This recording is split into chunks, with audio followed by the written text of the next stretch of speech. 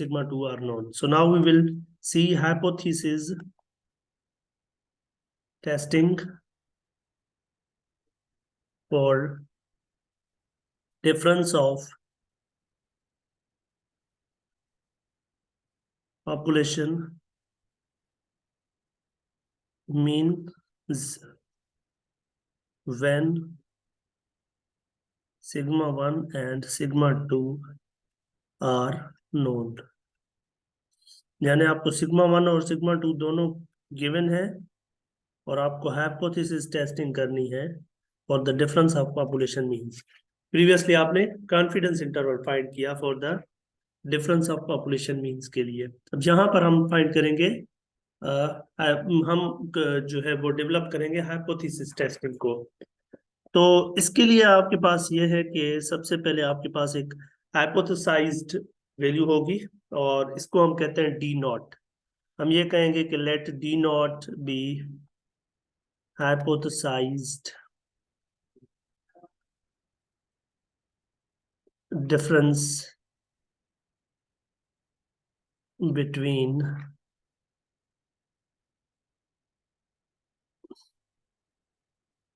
mu1 and mu2. यानी आप ऐसे समझे कि mu1 और mu2 का जो डिफरेंस है उसको आप डी नॉट का नाम देंगे somehow. तो अब आपके पास फिर से वही चीजें होंगी. एक आपके पास वन टेल टेस्ट होगी,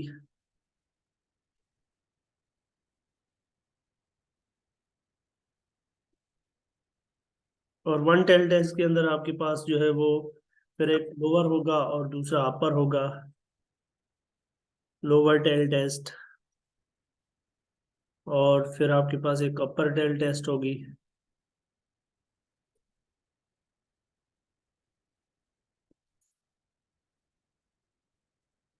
ये जो लोअर टेल टेस्ट है इसकी फॉर्म ये होगी आपका एच नॉट जो होगा एच सब जीरो, ये आपका होगा mu1 माइनस mu2. ये आपकी वो होती है ना, जो पहले हमारे पास म्यू होता था अब हमारे पास म्यू की जगह डिफरेंस ऑफ टू मीन्स है, यानी mu1 माइनस mu2. ये greater than equal to some value D not, या फिर अल्टरनेटिव हाइपोथेसिस बन जाएगा कि इनका डिफरेंस जो है mu1 minus mu2 is less than D naught. और अपर टेल टेस्ट के लिए एच नॉट आपका होगा mu1 minus mu2 to be less than equal to D not, and alternative hypothesis होगा आपका mu1 minus mu2 to be greater than D not. ये D not आपकी hypothesised value है. और इस तरीके से फिर आपके पास एक टू टेल टेस्ट होगी, और टू टेल टेस्ट उसकी फॉर्म बिल्कुल जैसे हमारे पास प्रीवियसली होती थी, यानी एच नॉट आपका होगा mu1 minus mu2 to be equal to D not, and alternative hypothesis होगा mu1 minus mu2 to be not D not. ये आपके पास तीन जो है फॉर्म्स होंगी टेस्ट की, जैसे हमारे पास प्रीवियसली भी हुआ करती थी for one population case. For example अगर डी नॉट जीरो है तो चले टू टेल टेस्ट के अंदर थोड़ा सा मैं इंटरप्रेट करता हूँ. अगर डी नॉट जीरो है, मेजॉरिटी में ये जीरो होता है, तो इसका मतलब जो एच नॉट होगा टू टेल टेस्ट के अंदर वो होगा mu1 equal to to tell के अंदर mu1 इक्वल टू हो जाएगा mu2. यानी रिजेक्ट करने का मतलब है जब हम एच नॉट को रिजेक्ट करेंगे तो इसका मतलब हमारा अल्टरनेटिव हाइपोथेसिस ट्रू होगा, वो होगा mu1 is not equal to mu2. यानी जब डी नॉट जीरो होगा तो हम फिर उसी जो हमारी वैसे जो हमारे पास एक kind of D naught zero put कर देंगे तो आपके पास ये फॉर्म आ जाएगी जहां पर mu1 इक्वल टू mu2 होगा. उसको रिजेक्ट करने का मतलब है mu1 is not equal to mu2, यानी mu1 is equal to mu2 हो जाएगा आपका नल हाइपोथेसिस, और mu1 not equal to mu2 आपका हो जाएगा अल्टरनेटिव हाइपोथेसिस. अब उसके बाद स्टेप्स क्या होंगे इस पूरे टेस्ट को एग्जीक्यूट करने के, अगर ये सवाल पूछे तो जवाब ये है कि इनके स्टेप्स वही होंगे जो पहले हमारे पास स्टेप होते थे.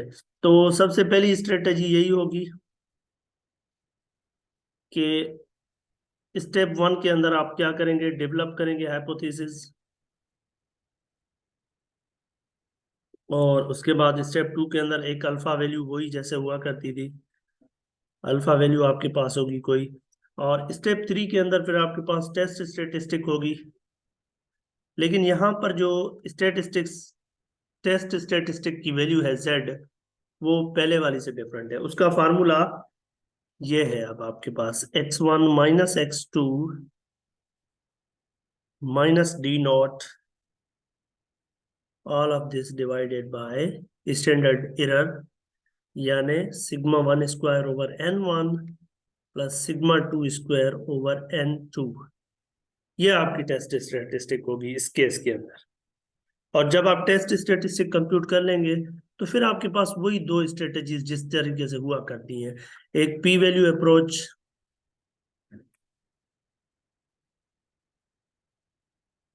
और दूसरी आपके पास वही critical value approach,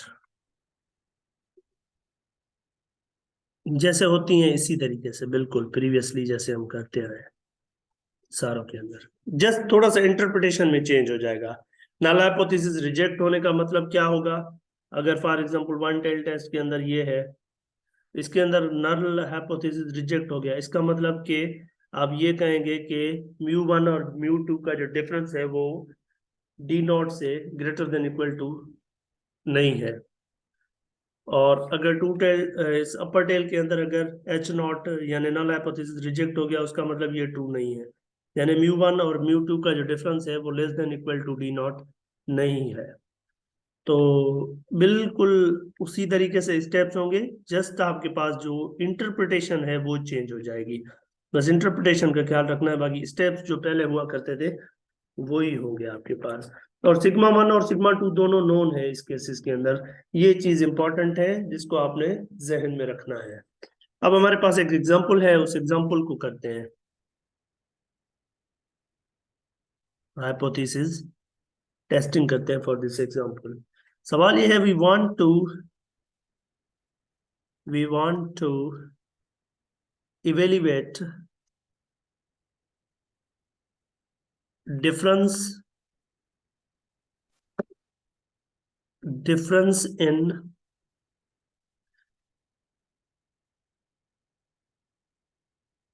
education quality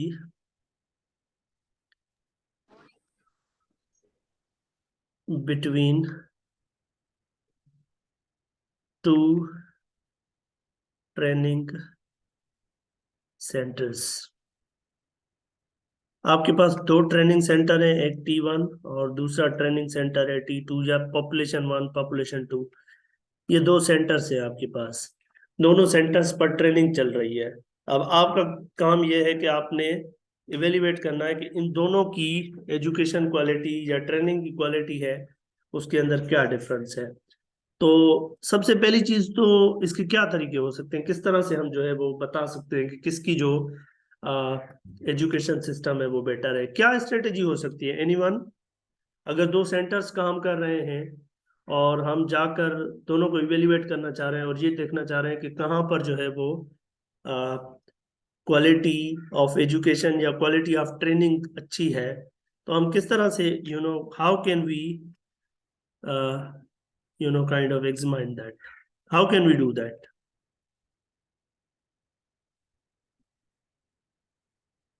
क्या स्ट्रेटेजी होगी हमारे पास।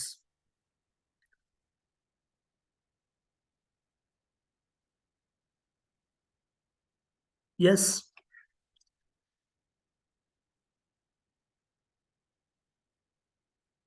क्या तरीके सर ऐसे कह सकते हैं हम्म कि जो सेंटर वन में है वो क्वालिटी रेटिंग फॉर एग्जांपल ये है और सेंटर टू की क्वालिटी रेटिंग ये है। हम्म।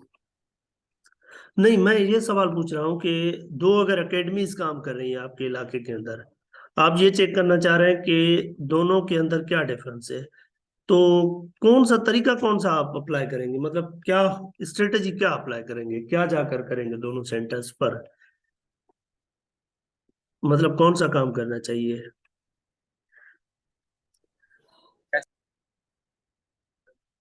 Yes.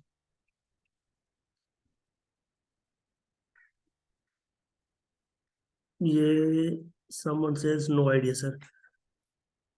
Can't we go and take exam on both the centers? दोनों सेंटर्स पर जाकर एक ही एग्जाम बनाए और दोनों सेंटर्स पर जाकर एग्जाम ले, और दोनों का एवरेज जो स्कोर आ रहा है उनको कंपेयर करें आपस में, और फिर उसके बेसिस पर हम क्वालिटी ऑफ ट्रेनिंग को या क्वालिटी ऑफ एजुकेशन को कंपेयर कर लें।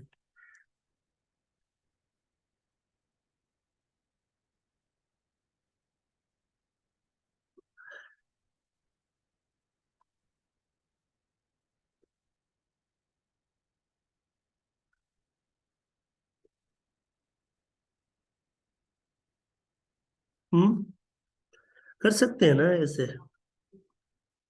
यानी as a part of study हम क्या कर सकते हैं कि as part of study to evaluate differences in education quality between two training centres, एक एग्जाम बनाते हैं और फिर वो एग्जाम लेकर जाते हैं दोनों सेंटर्स पर, और फिर हम क्या करते हैं, वो उनका जो एग्जाम के अंदर स्कोर आ रहा है उसके बेसिस पर हम फिर क्वालिटी को देखते हैं कि कहाँ पर, जहां पर एवरेज स्कोर ज्यादा आ रहा होगा हम ये कहेंगे कि this one is better than the other one. तो हम क्या करते हैं कि an exam is given to individuals who are trained at centers at center,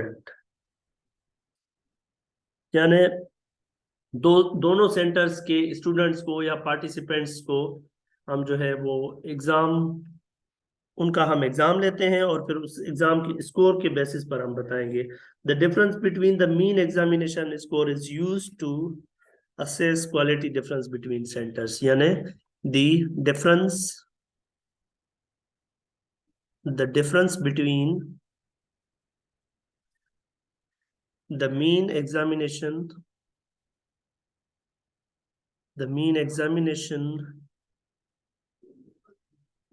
scores is used to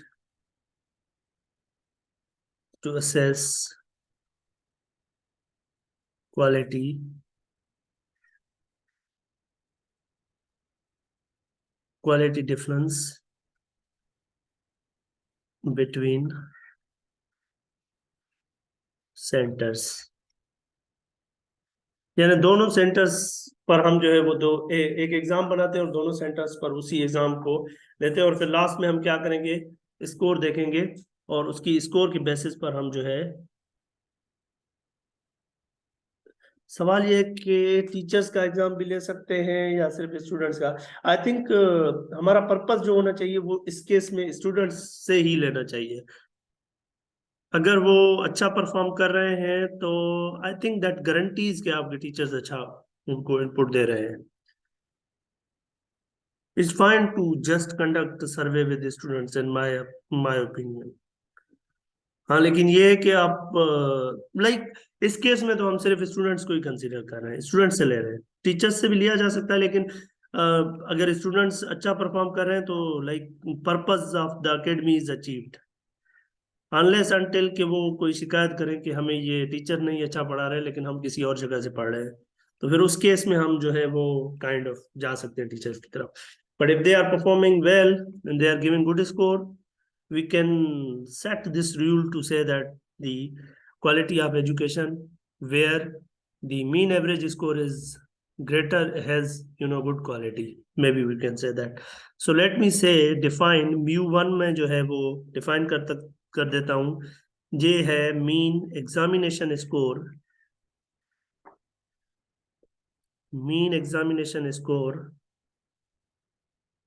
for population who trained या who got training at center से A, यानी ये आप बाद में भी सर्वे कर सकते हैं, कोई ऐसे इंडिविजुअल्स भी आप ले सकते हैं जो सर पहले ट्रेनिंग ले चुके हैं, अब भले वो उसका पार्ट नहीं है, लेकिन आप उनसे जाकर, और बेटर ये है कि जिन्होंने ट्रेनिंग ले ली है उन्हीं में से सैंपल उठाएं ताकि अच्छे से पता चल सके कि इनको कैसी एजुकेशन मिली है। और म्यू टू जो है वो दूसरे सेंटर से हम लेते हैं, mean examination score for population who got training at centre B. यानी ये वो हैं जिन्होंने सेंटर बी पर जो पॉपुलेशन है उसकी जो मीन एग्जामिनेशन स्कोर आ रही है उसको अब म्यू टू से रिप्रेजेंट कर रहे हैं। अच्छा, अब सवाल ये है कि इनके दरमियान क्वालिटी डिफरेंस क्या है। तो पहले हम ये अज्यूम कर लेते हैं, एक अजम्पशन ये होगी कि दोनों अच्छे सेंटर हैं। अगर दोनों को अच्छा सेंटर जो है ना वो अज्यूम करें और ये सपोज करें कि suppose both provide, it is better to assume to both provide same quality या same training quality, same training quality।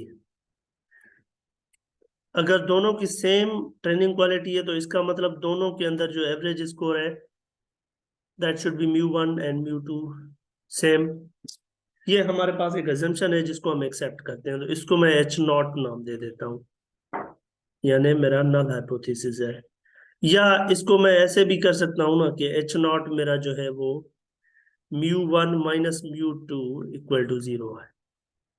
यानी मैं ये कर सकता हूँ कि दोनों पर जो क्वालिटी है वो उनके दरमियान डिफरेंस जो है वो कोई नहीं है, यानी इस हिसाब से दोनों के अंदर जो एवरेज स्कोर है वो भी सेम आ रहा है एग्जामिनेशन स्कोर। तो फिर इसके बेसिस पर फिर अल्टरनेटिव हाइपोथेसिस खुद ब खुद डेवलप हो जाएगा and that is going to be के नहीं, इनके दरमियान डिफरेंस है, mu one and mu two के अंदर डिफरेंस है। तो हम ये चेक करना चाह रहे हैं कि क्या दोनों सेम क्वालिटी एजुकेशन दे रहे हैं या नहीं। और अगर इसको आप जो हमने ऊपर डिफाइन की हुई है फॉर्म्स फॉर हाइपोथेसिस, तो उससे अगर कंपेयर करें तो ये डी नॉट जीरो है इन टू टेल टेस्ट। यानी टू टेल टेस्ट के अंदर अगर डी नॉट जीरो रख दे आप तो आपके पास ये वाली फॉर्म आ जाएगी। यानी ये आपकी टू टेल टेस्ट है कहाँ पर, जब आपकी डी नॉट जीरो है, डी नॉट जीरो के ऊपर आपकी ये टू टेल टेस्ट आ रही है। तो हम टू टेल टेस्ट को ही फॉलो करेंगे, उसी के प्रोसीजर को फॉलो करेंगे और डी नॉट जीरो है हमारा, इस चीज को हम लेकर चलेंगे आगे। तो अब हमारे पास कुछ डेटा होना चाहिए जिसके बेसिस पर हम ये हाइपोथेसिस चेक करें। ये हाइपोथेसिस डेवलप हो चुका है, अब हमारे पास एक अल्फा वैल्यू होनी चाहिए। ये हमारा जो है हाइपोथेसिस डेवलप हो चुका है, स्टेप वन। दूसरे स्टेप में हमारे पास कोई अल्फा वैल्यू होनी चाहिए, वो भी हम देख लेते हैं क्या है। और फिर तीसरे स्टेप के अंदर हम टेस्ट स्टेटिस्टिक फाइंड करके फिर पी वैल्यू और क्रिटिकल अप्रोच दोनों से हम चेक करेंगे कि क्या हम नल हाइपोथेसिस को रिजेक्ट कर सकते हैं या नहीं कर सकते। तो अल्फा हमारा वही है फेवरेट 0.05, यानी 95% वाला केस। स्टेप थ्री पर आ जाए तो हमारे पास जो है वो अब टेस्ट स्टेटिस्टिक फाइंड करना है हमने। टेस्ट स्टेटिस्टिक के लिए कुछ डेटा होना चाहिए, तो सिग्मा वन भी आपको गिवन है 10 और सिग्मा टू भी आपके पास गिवन है 10। सैंपल जो सेंटर ए से लिया जा रहा है वो 30 बंदे हैं और सैंपल जो सेंटर बी से लिया जा रहा है वो 40 बंदे हैं और या 40 पीपल है। और यहाँ पर जो सैंपल एवरेज आ रहा है स्कोर वो है 82 और यहाँ पर जो सैंपल एवरेज स्कोर आ रहा है वो है 78। देखिए यहाँ ये जो आपने पर्टिकुलर सैम्पलिंग की है इसमें तो आपको लग रहा है कि ये सेंटर ए अच्छा है, लेकिन ये एक सैंपल है जहां से आ रहा है। तो हम इस सैंपल के बेसिस पर हाइपोथेसिस टेस्टिंग करते हैं और देखते हैं कि क्या हम वाकई दोनों सेंटर्स एक जैसे हैं या there is difference between their quality of training. तो this is the step three where we need to find out test statistic Z value, जो कि है X one bar minus X two bar minus D naught divide by sigma one square n1 plus sigma two square over n2। यहाँ पर x1 आपके पास है 82 minus 78 minus ये d naught 0 है, और यहाँ पर आपके पास ये 10 का स्क्वायर डिवाइड बाय n1 यानी 30 प्लस ये 10 का स्क्वायर डिवाइड बाय n1 यानी ये है आपका 40। और इसको अगर आप कंप्यूट करें तो आपको कोई z वैल्यू मिलेगी। मुझे बताएं चैट के अंदर z वैल्यू क्या आ रही है जी, कंप्यूट करके बताएं। This is here. तो डेफिनेटली ऊपर 4 आ जाएगा, 4 डिवाइड बाय ये 100 divide by 30 plus 100 divide by 40। करें जरा इसको सिंप्लीफाई, या इसको और सिंप्लीफाई करें तो 1/30 प्लस 1/40 ये होगा। करें जरा सिंप्लीफाई, बताएं क्या आ रहा है। इट्स गिविंग भी 1.6592 यानी 1.6592, या जिसको आप अप्रोक्सीमेटली 1.66 कह सकते हैं। तो आपके पास जो z वैल्यू आ रही है वो है 1.66। अब मुझे p वैल्यू चाहिए। ओके, अच्छा ये टू टेल टेस्ट है, p वैल्यू चाहिए आपको।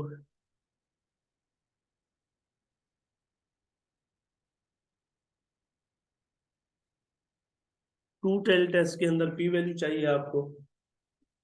p वैल्यू कैसे फाइंड करते हैं, इसके लिए आपको पता है कि इस माइनस के नीचे और इस प्लस से ऊपर आपका जो वैल्यू आ रहा है वो प्लस में आ रहा है या माइनस में, प्लस में आ रहा है। ये है z इक्वल टू 1.66। तो ये इस साइड वाला एरिया फाइंड करके इसको डबल कर देंगे। z प्लस में आ रहा है ना, तो आप क्या करेंगे, आपकी जो p वैल्यू होगी वो प्रोबेबिलिटी z इसको 2 से मल्टीप्लाई करेंगे greater than equal to 1.66।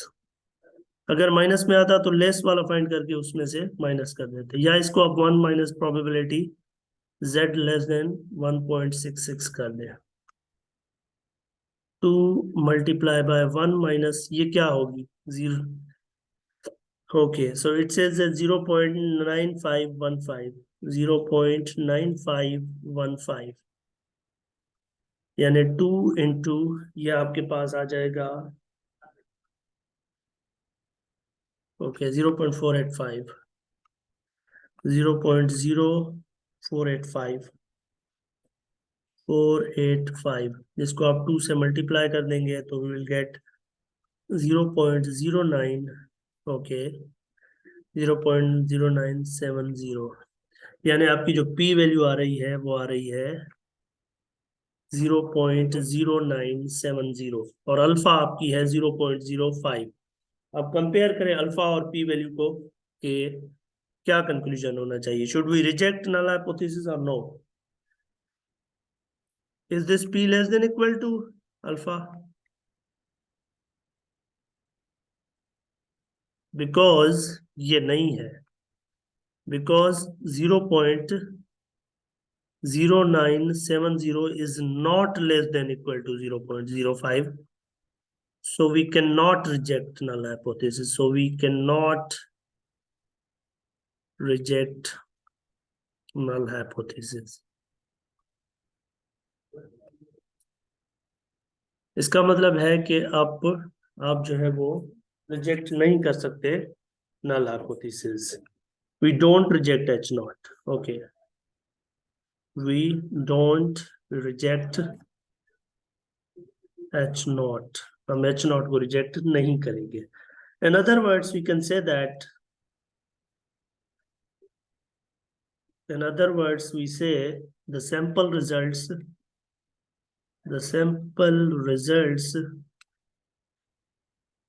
indicate that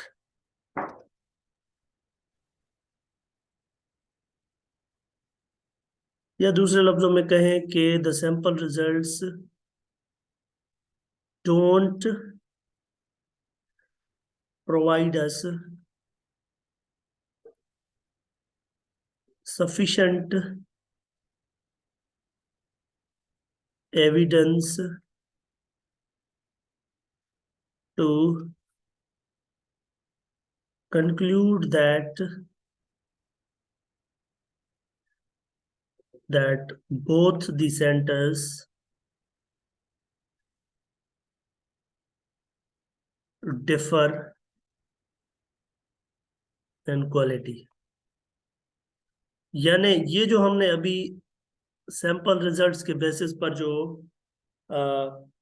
हमने जो हाइपोथेसिस टेस्टिंग की है, तो we can say that there is no such difference B, no we can not say basically, you know वहां पर फिर आप, हम यहाँ पर डू नॉट रिजेक्ट की बात कर रहे हैं, हम एक्सेप्ट नहीं कर रहे हैं नल हाइपोथेसिस को, यानी हम अल्टरनेटिव को एक्सेप्ट नहीं कर रहे समहाउ।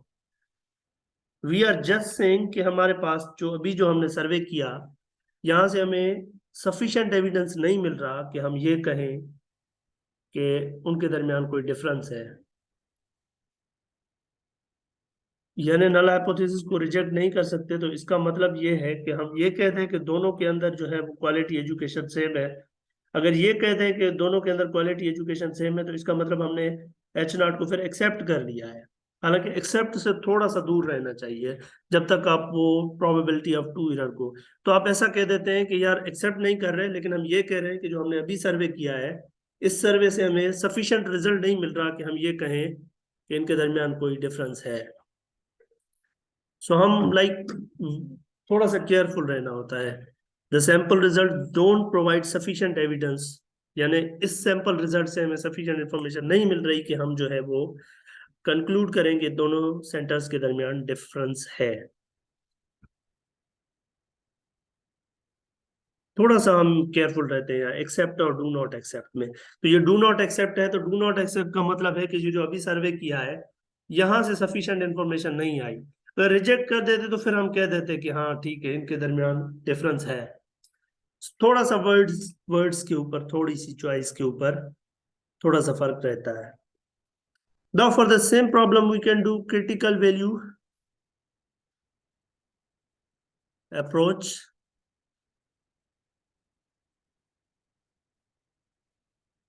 क्रिटिकल वैल्यूज अप्रोच के लिए आपको पता है कि ये टू टेल टेस्ट है। तो टू टेल टेस्ट के अंदर हम क्या करते हैं, सबसे पहले अल्फा जो होता है उसको हम हाफ करते हैं, अल्फा बाय टू। अल्फा आपका 0.05 है, तो आपका अल्फा बाय टू जो होगा वो 0.025 होगा। फिर हमारे पास एक जेड अल्फा बाय टू यहाँ वैल्यू चाहिए होती है, जिसके लेस पर हमारा एरिया जो है वो अल्फा बाय टू होता है। यानी we need Z value such that this probability of z less than that particular value is 0.025, यानी अल्फा बाय टू। तो यहाँ से आपकी जो z वैल्यू आ जाती है वो आ जाती है -1.96। जब ये वैल्यू आ जाती है तो इसी के बरक्स यहाँ पर भी एक वैल्यू z की आ जाती है प्लस वाली, यानी ये माइनस वाली वैल्यू होती है और प्लस वाली वैल्यू एक और आ जाती है 1.96। फिर हमारे पास रिजेक्शन रूल बन जाता है एक, और रिजेक्शन रूल ये होता है कि we reject H not if अगर z या तो आपका टेस्ट स्टेटिस्टिक लेस होना चाहिए माइनस अल्फा बाय टू वाले से, या फिर ग्रेटर देन इक्वल होना चाहिए अल्फा बाय टू वाले के। और इस केस में जो रिजेक्शन रूल बनेगा वो ये बनेगा कि रिजेक्ट एच नॉट अगर आपका z जो है वो लेस देन इक्वल टू होना चाहिए -1.96 से, या फिर ज्यादा होना चाहिए 1.96 से। तो आप देखें आपका z क्या था, आपने जो z फाइंड किया था वो आपके केस में z आ रहा था 1.66। अब आप चेक कर सकते हैं ना, तो नीदर ये जो 1.66 है ये ना तो इससे छोटा है 1.96 वाले से, माइनस वाले से, ना ये फिर 1.66 जो है ना तो इससे बड़ा है 1.96 से। तो यानी या तो ना तो ये इससे छोटा है ना इससे बड़ा है z की वैल्यू। तो फिर हम कहेंगे कि वी विल नॉट या we do not reject H naught, यानी we don't reject H naught. यानी हम कहेंगे कि हमारे पास सफिशिएंट एविडेंस नहीं है कि हम जो है वो ये कहें कि दोनों क्वालिटी में यानी सेंटर्स पर जो क्वालिटी है उनके अंदर कोई डिफरेंस है। तो यहाँ तक ये था आपके पास। अब अगली बात ये है कि अगर आपके पास ये चीज, ये हमने जो एग्जांपल किया, this example was for two tail test, और अगर वन टेल टेस्ट आ जाए, अपर हो लोअर हो, स्टेप वही रहेंगे जो हमारे पास पहले ही थे, जस्ट थोड़ा सा इंटरप्रिटेशन के अंदर फर्क रहेगा। तो आई वुड हाईली रिकमेंड कि पहले तो ये प्रैक्टिकल एडवाइस है एक, दोनों के लिए, वो आप लाजमी पढ़ लीजिएगा। आई पुट इट हेयर, मैं खुद ही पढ़ लेता हूँ अभी। ये प्रैक्टिकल एडवाइस है। और हमने अभी तक दो चीजें की, एक मेनली हमने कॉन्फिडेंस इंटरवल की बात की, और फिर हमने हाइपोथेसिस टेस्टिंग की बात की for the difference of population means. ये कह रहा है in most of the application interval estimation हो या हाइपोथेसिस टेस्टिंग हो, ये दोनों हमने प्रेजेंट किए इस सेक्शन के अंदर। और फिर रैंडम सैंपल्स अगर N1 30 से ज्यादा है या बराबर है और N2 भी, तो वो काफी है। किस चीज के लिए काफी है? जो ऊपर फार्मूलाज हमने दिए हैं उनके लिए। यानी in most of the application interval estimation and hypothesis testing जो प्रोसीजर्स हैं जो हमने अभी दिए हैं ऊपर फार्मूलाज, उनके लिए अगर N1 भी ग्रेटर देन इक्वल टू 30 है, वो N2 भी ग्रेटर देन इक्वल टू 30 है, तो बस ठीक है, फिर भले वो पॉपुलेशन नॉर्मली डिस्ट्रीब्यूटेड ना भी हो, तो आप जो ऊपर फार्मूलाज लिख कर आए हैं उनको आप यूज कर सकते हैं फ्रीक्वेंटली। फिर कह रहा है in cases where either are both sample sizes are less than 930, यानी कोई एक लेस है 30 से या दोनों 30 से लेस है, फिर आपकी जो डिस्ट्रीब्यूशन ऑफ पॉपुलेशन है वो बहुत इंपॉर्टेंट हो जाएगी। और उस केस के लिए सिमिलर सैंपल साइजेस के लिए आपको लाजमी ये चेक करना है कि आपकी जो दोनों डिस्ट्रीब्यूशन है वो एटलीस्ट अप्रोक्सीमेटली नॉर्मल है। हिस्टोग्राम वगैरह से आप जो है वो थोड़ा सा बताते हैं, या सम आइडिया हो जाता है कि यह आपकी जो सैंपल साइज है, सॉरी जो डिस्ट्रीब्यूशन है, this is somehow what to say is normally distributed. अगर आपके पास बिल्कुल कम है डेटा, अगर 30 से ज्यादा है N1 भी N2 भी, so you assume that you are fine with using those formulas that we have presented above। अच्छा, तो उसी बात मैं ये कर रहा था कि ऊपर जो हमने अभी हाइपोथेसिस टेस्टिंग की है, ये हमने की है वन टेल टेस्ट के लिए, सॉरी टू टेल टेस्ट के लिए। अब वन टेल टेस्ट में अपर और लोअर दोनों आ जाते हैं। मैंने कहा स्टेप वही रहेंगे जो हमने पहले किए हुए हैं, बिल्कुल। जो हमने मतलब टेस्ट स्टेटिस्टिक का जस्ट फार्मूला चेंज होगा हर हर एक में। वो टेस्ट स्टेटिस्टिक का फार्मूला कौन सा होगा?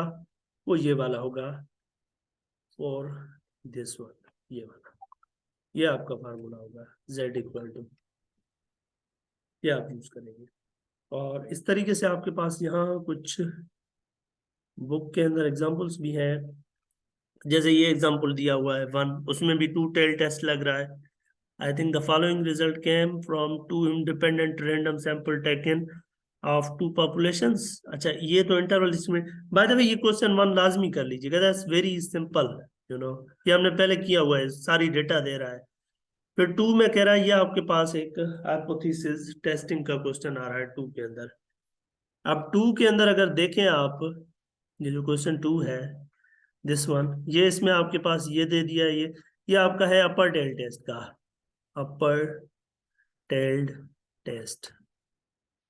ये अपर टेल टेस्ट है और डी नॉट इसके अंदर जीरो है, ये जीरो है डी नॉट, और डी नॉट जीरो रखें। ये डेटा सारी दे रहा है, what is the value of test statistic, Z find करें, x1 bar minus x2 bar minus D naught divide by this sigma one square over n1 plus sigma two square over n2। ये सारा पड़ा हुआ है, n1 n2 x1 x2 sigma one sigma two put करें और test statistic find करें। फिर इसके बेसिस पर, क्योंकि ये अपर टेल टेस्ट है, तो प्रोबेबिलिटी आप फाइंड करेंगे z greater than equal to ये जो टेस्ट स्टेटिस्टिक की वैल्यू आएगी, यानी टेस्ट स्टेटिस्टिक की वैल्यू जो आएगी, ये जो आएगा ये आपकी पी वैल्यू होगी। और फिर अगर अल्फा ये है तो फिर पी और अल्फा को कंपेयर करके बताएं कि what to do, whether to accept और टू रिजेक्ट। और इसी तरीके से फिर थोड़ा सा नीचे चले तो ये टू टेल टेस्ट का एक दूसरा एग्जांपल पड़ा हुआ है आपके पास, उसको भी कर लीजिएगा kindly, that's not a big deal. अगर आप ये जो अभी मैंने एग्जांपल आपको करवाया है उसको सामने रखें, तो आपका ये भी हो जाएगा। यानी ये आपको दे रहा है सारा कुछ, if you see it carefully. यानी ये आपके पास डी नॉट जीरो है, यहाँ पर भी ये टू टेल टेस्ट का है, ये सारी डेटा दे रहा है आपको। फिर कह रहा है what is the value of test statistic Z का, वही फार्मूला यूज करें पी वैल्यू के लिए। ये टू टेल टेस्ट है, तो दोनों जिस तरह से मैंने एग्जांपल में किया है उसी तरीके से करें। फिर अल्फा ये है, तो फिर आप कंक्लूड करें। Sir only 1 minute is remaining, meeting is going to over, let me over it. Thank you so much, thanks for today.